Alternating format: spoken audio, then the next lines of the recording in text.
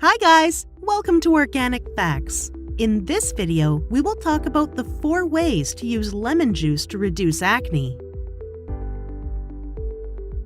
Soak a cotton ball with lemon juice and apply it to the affected areas on the skin. Allow the juice to dry on the face before washing it off. Do this regularly and see the change yourself. Apply lemon juice with the help of a cotton ball on the acne-affected area.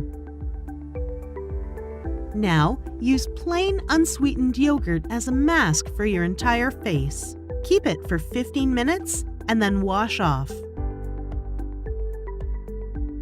Mix 1 tablespoon of lemon juice and 1 tablespoon of honey and apply this as a mask to your face. Leave it on for 20 minutes. Once the mask hardens, you can rinse your face. Mix rose water and lemon juice. Then use a cotton ball to apply this mixture to your irritated skin. Leave it on for 20 to 30 minutes before gently washing off. Do you have any tips to reduce acne? Let us know in the comments below. If you like this video, give us a thumbs up and share it with your friends and family. If you are new to the channel, subscribe and hit the bell icon to never miss a video from Organic Facts.